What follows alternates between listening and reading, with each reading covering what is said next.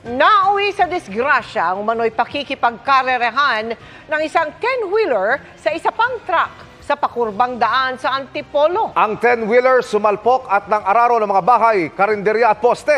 Tinutugis ang driver at pahinanteng tinakasan ang aksidente. Nakatutok si EJ Gomez.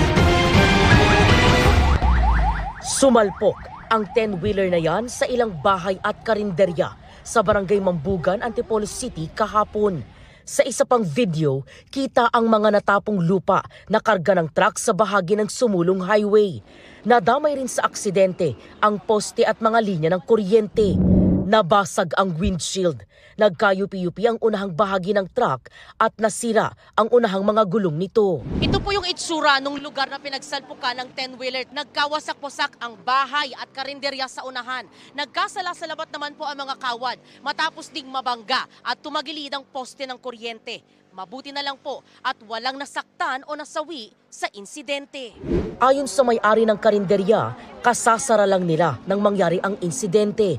Maswerte rin daw at wala siya roon at ang kanyang 6 na apo na nakipag-birthday sa tapat ng kanyang tindahan. Ako po yung nagtitinda dyan. Ngayon po, pagtawid ko, may narinig na lang kaming may parang pumutok. Pagtingin ko po, yun na po yung tindahan na yung na bangga. Makita ko yung tindahan talagang durog na Dalawang palapag na bahay naman ni Zenaida ang napuruhan din ng pagsalpok ng truck. As in, durog po talaga yung yung bahay at yung truck ay talagang bumangga doon sa pinaka doon. Pag ganun kasi yung style ng niya Kung from there, tapos pag ganun siya, pa-slanting. Nakakalungkot tingnan yung bahay, di ba?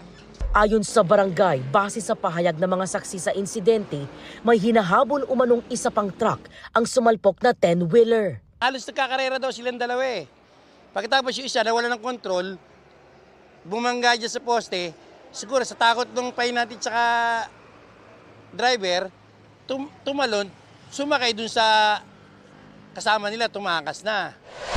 Pasado alas 10 kagabi nang humarap sa mga otoridad at mga apektadong residente ang ilang representative ng kumpanya ng naaksidenteng truck. Galing daw sa Pampanga ang truck at nag-deliver ng buhangin sa Maynila.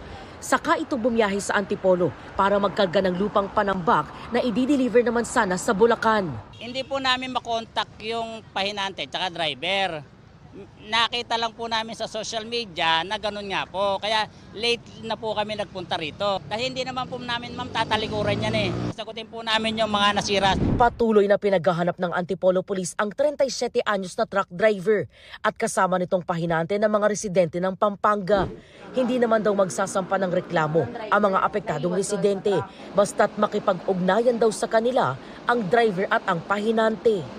Sa driver ng truck tsaka pahinante, sumuko na kayo, harapin nyo yung problema na nagawa nyo dahil hindi naman kayo makakaligtas sa batas. Nagdulot ng bahagyang traffic ang insidente. Alas 6 kagabi nang linisin ng barangay ang mga nagkalat na lupa sa kalsada. Pansamantala namang tinukuran ng tumagilid na poste. Ilang bahay ang nananatiling walang kuryente. Para sa GMA Integrated News, EJ Gomez, nakatutok 24 oras.